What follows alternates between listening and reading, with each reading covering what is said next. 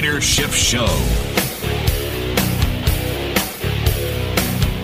Welcome back, everybody. This is Peter Schiff on the Peter Schiff Show. Didn't realize I had my volume down, so apologize for that. Anyway, we are back. I've got my guest waiting in the wings, Robert Creamer, who, as I said before, was on the show I think a couple months ago. I think it was while we were still doing the old format when we were doing a live show at 5 to 8. So it's the first time he's been on the morning edition. Anyway, he is here to discuss his view that we need more labor unions, maybe that we need to more organize more workers, that having greater labor union participation is going to be key to economic growth. I couldn't disagree more.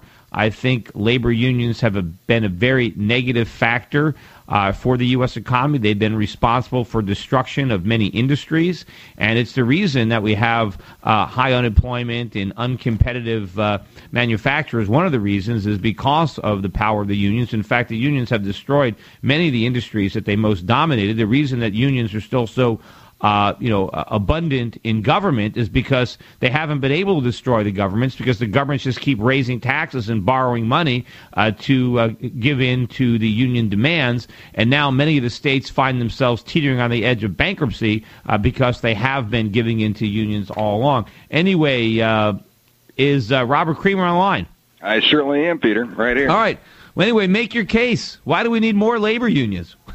Well, the bottom line here is that over the last 3 decades, there's actually been, particularly the last 20 years, there's been a material increase in the gross domestic product of the United States.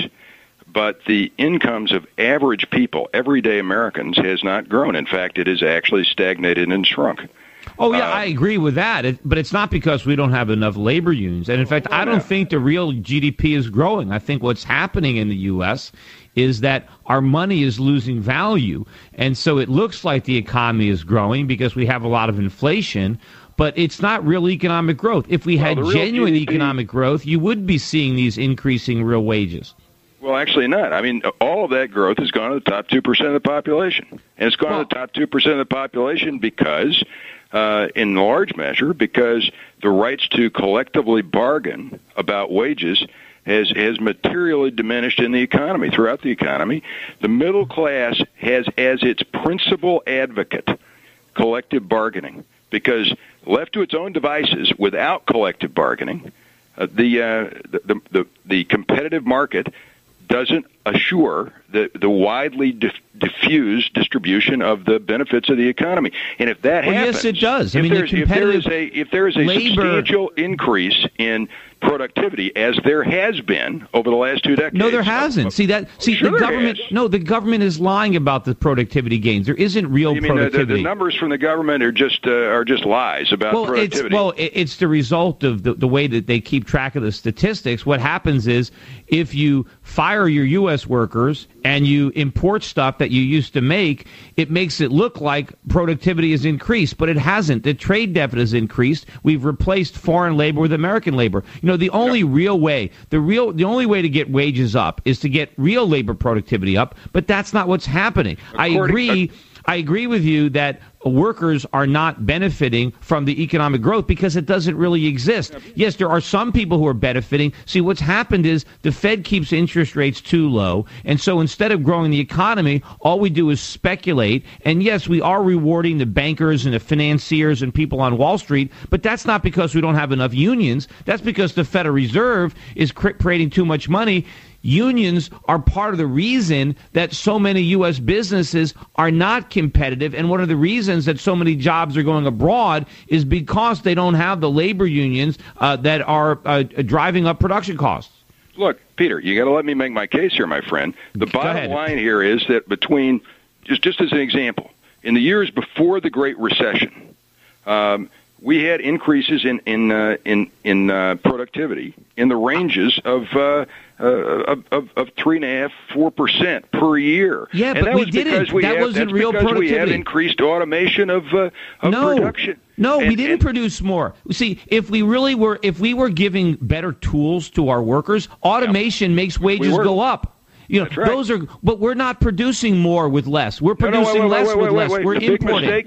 The big mistake here is that increased in remuneration to working people has not gone up in a manner commensurate with the ability of the economy to produce more goods and services. Because when you have that kind of gap, you inevitably either fill it with a credit bubble, which is increased consumer credit to keep people being able to buy the stuff that can be produced by this increasingly productive workforce. No, we don't have. See, you're making a mistake. And at some point, you're just arguing that the facts, as reported by the Department of Commerce and Department of Labor, are wrong. No. What you're missing, workers are not getting more productive. That's not where the productivity is coming from. The productivity is coming from firing U.S. workers and using foreign workers. That's the myth. Peter, if you're in a workplace in a manufacturing facility today, it takes a whole lot fewer workers to make the same ingot of steel. That's because than it did 20 years ago. No, that's not because the plant equipment has been automated, and that's a good thing. But everybody needs to share in that increased benefit.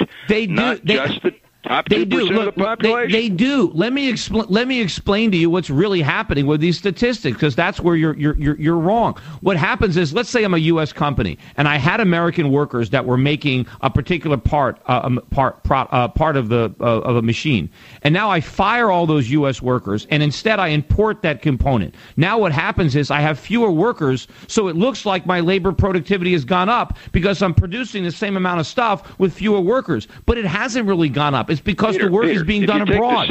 If you take the same steel mill in the United States, okay, the same manufacturing facility, today we can produce more output with fewer people. Well, that's always the case, and that means the net effect of that is that workers should be able to make more money, but they haven't. Now, you could argue, you say, well, gee whiz, it's because we're spending more money on taxes. Well, actually, the actual tax burden on the average per family has stayed constant or dropped in the United States. The same. You could say, well, government spending is higher as a percentage of GDP. Through almost 40 years, it's been constant. It is wavered about 5%. Yeah, but what you're forgetting is the huge deficits that also exact the cost on the average American. That is also taking capital out of the private economy. You can't just look at the taxes. You have to look at the government spending. But one of the reasons that American families are able to survive is because they're borrowing so much money. They're financing so much of what they do with debt, and that is going to be a big problem. That's exactly what happened before the Great Recession. I totally agree with you that there was a huge bubble of debt caused by this gap between productivity on the one hand increases and the remuneration of average people. You can't, as you point out, you can't continue to buy the goods and services produced by an economy if your wages stay stagnant and average people have less buying power. What is supposed to happen? What is supposed to happen is what happened during the Industrial Revolution. Wages didn't rise, but prices fell because of increased productivity. And the way labor benefits from more production is because prices come down. The more you produce, the cheaper things get. And that's how the average worker benefits from increased production. It's because he can buy more stuff because prices come down. But we're not producing more stuff. Prices aren't coming down because the Fed is printing too much money. Congress is spending too much money. We're regulating too much. We're destroying the benefits that would normally flow to workers in this country. Anyway, let's continue this conversation after this commercial break. You're listening to Shift Radio on Peter Schiff Show on shiftradio.com. It's the Peter Schiff Show.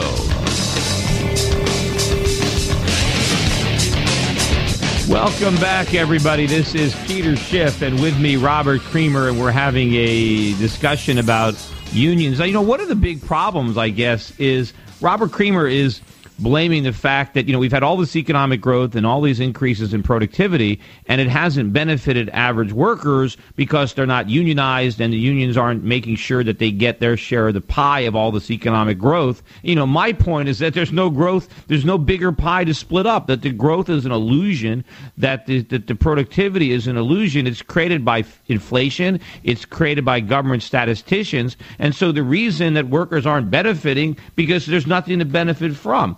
But, I want to ask Robert Creamer, so if you believe that what we need is, in order to make sure that workers get higher pay, that we get unions. I mean, what industries now do you think should be unionized that aren't? I mean, how exactly are the unions going to assure that workers are benefit from the growth that you believe is occurring?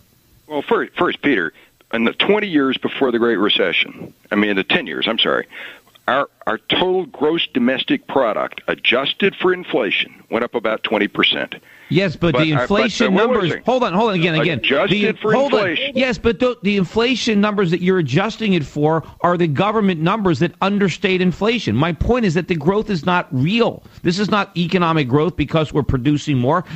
We're borrowing and spending money. This is a facade. That's why it doesn't create wealth. When you simply print money and spend it on imported products, you're not going to grow the economy. You're not going to get. There's no benefits to share. You're being caught up in this government illusion. But anyway, Peter, you would not dispute that the share of income going to the top 1-2% of the population has skyrocketed. Oh yes, it has. I don't dispute that. At the same time, there has been a stagnation of wages and income among most of us. Yes, so but it's the result. These folks at the top are getting, no? Yes, but that results from the policies of the government and the Fed keeping interest rates too low, inflating a phony bubble economy that benefits the financiers and the speculators and the traders at the expense of working Americans. I've said this for years. The government. We agree that the financiers and the traders are the guys who are basically siphoning off massive amounts of our country's wealth. Absolutely, with help from the government, from the Federal Reserve, but simply empowering the labor unions isn't going to change that. What you got to do is get to the root cause of the problem, which is cheap money and deficits. I tell you why it will. And this case in Wisconsin is a case in point. Why doesn't the state of Wisconsin say, well, we're not going to keep our commitments to the bondholders? It's because the bondholders will come back and charge them higher interest rates because they have power over them. If the unions, if middle-class working people, if firemen and cops and teachers are not in a position to say to the government of Wisconsin, you got to keep the obligations you've made to us, too. If they don't have, it's a matter of power in the economy. If middle-class people don't have the power to demand their share, the guys on Wall Street will get theirs. Okay, so let's say that the teachers and the firemen and the cops are able to force the Wisconsin to give them more money and not cut their benefits. How does that help everybody else in Wisconsin, all the other workers who are now going to have to pay higher taxes so that the teachers and the cops can get higher incomes? How is that helping? Let's be clear. The governor of Wisconsin, before this crisis, gave a huge tax cut to corporations. He handed over money to corporations and is trying to get it back out of the wallet. In what form? Because corporations, what do you think corporations do with their money? They employ people. Right at this moment, they are holding $2 trillion of cash and not investing it. Why? Because there's no demand in the economy. Because average people are not employed, and because demand wages is always have stagnated. Demand is always there. It's infinite. That's the basics of economics. If they're not putting it to work, it's because they can't do it profitably. Demand is not there. Demand is not there. People don't have the money to spend. But they have to earn it. Productive capacity is present in our economy that happened before the Great Recession. Well, how are we going to create the demand? Unemployment. Where is the demand going to come from then? You have to assure that the increases in productivity are balanced with increased wages. But what if there are no real? But what if there are no increases? But what if there are no increases in productivity? What if it's just an illusion created by accounting? It's not an illusion. It's not an illusion. Look, there's more money in our economy. There's more gross domestic product being produced. There's more money for the rich. As long as there's a guy who made $5 billion in income last year and paid 15% taxes on it. That's as many as 100,000 average workers. Right. Well, I made a lot. I made a lot less than $5 billion and paid almost 50% taxes. So exactly. I'm getting. The taxes are very high. But yeah, I agree with you that we shouldn't have this preferential treatment for the hedge fund managers with carried interest. But that doesn't change the fact. Massive shift of income to the very top. Do you think? Are firefighters? Are the firefighters and the policemen and teachers you're talking about? Are they a lot more productive than they were 5 or 10 years ago? Should they really be getting a lot more income than they were 5 or 10 years ago? Well, actually, they're not. So that kind of doesn't. So why? Why can't we cut their pay? Why can't Wisconsin cut their pay? Because they're overpaid. And because the taxpayers can't afford it. They're broke. You think teachers make too much in America? In Wisconsin, these teachers are making on average $100,000 a year. The taxpayers can't afford it. That's flat out not true. It's flat out not true. You got to count the benefits. That show that public sector workers make actually on the average less than private sector workers with the same education background. No, they don't. They don't make less. Yes, they do. They make more. Look at this. They make the average government worker now with wages and benefits is earning twice what the average private sector worker makes. That is just flat out wrong. No, it's not. I'm not making it up. Most federal employees today are in the range of making 50, 60 grand or less.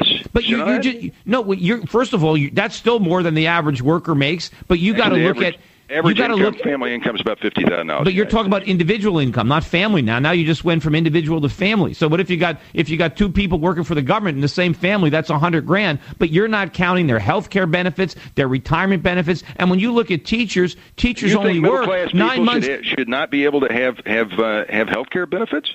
If they can, sure, they can buy them themselves. They don't get it from the government. Why should they buy them themselves instead of all of us having a cheaper health care program like we just passed, so that the insurance companies can't we're all going to have we're all going to have a more expensive health care plan because it comes from the government. If we want inexpensive things, we need to get them in the free market. We need the private sector creating. Right now, my friends in Canada pay half per capita what we do and have better outcomes. Right, but the reason that health care but that's because we don't have a free market in health care here. It's because the government is so. In fact, we pay twice as much in health care per capita as any country on Earth. Yes, our system is a disaster because of all the government involvement. If we went back to the way we had health care before the 1960s, wait a minute. If we went back to a free market in healthcare, if we got the government out of it, if we didn't have all these people using insurance because of all these government subsidies, if we didn't have all this stuff, we would have a much cheaper healthcare system than they have in Canada, and it'd be much better. The key is to emulate what's right with science, and if you look at around the world and look at all the other countries in the world, and they all have government-sponsored programs, things we do together. Yeah, because other countries are making mistakes doesn't mean we should do it too. In every case, it's cheaper, and in most cases, they get better outcomes. But what am I going to say? What's the experiment is done? We didn't have it. Insurance companies is a disaster. No, I agree. What we have now is a complete disaster because of what government has done to screw up the free market. You can't blame this mess on the free market in healthcare anywhere in the world besides here. No, we don't have a free market in healthcare here. You're crazy. We have anything but a free market. It's a monopoly controlled by a lot of insurance companies. We got to get the government. But this has happened because of the tax code. The problem. No, it's the government. It's the tax code. It's the government subsidies. How is it that Medicare has the lowest overhead per dollar paid out of any insurance program in the country? Because the doctors end up taking what they don't get in Medicare and just passing it on to other people. The system that we have doesn't work. We got to get government out of healthcare. We didn't have a problem. Healthcare was very affordable. Medicare? Yes, we never should have set it up. It drove Medicare, Medicaid. You're completely out of step with most Americans who want Medicare and think it's the best program going. Yes, most Americans are wrong on a lot of things. Yeah, I'm out of step with the majority of Americans who are clueless about the cause of our health care problems. We had a much better system that was much more affordable for everybody before the government got involved with Medicare and Medicaid and drove costs through the roof. This is a government problem. Poverty among seniors more than any single thing that the government has ever done. No, the Social Security is the biggest Ponzi scheme. It's going to impoverish more people than anybody in the history of the world. More money will be lost through the Social Security Ponzi scheme than any other investment con ever devised by anybody in the history of the world. For 75 years, reliably never missed a check. No, because it's about to collapse. All the people today, the massive losses, the trillions of dollars of losses that the people are going to have in this generation is what paid for the people who were able to profit. Yes, you always profit from a Ponzi scheme if you get in early, but at the expense of all the other people who lose a fortune who get in late. And unfortunately, this chain letter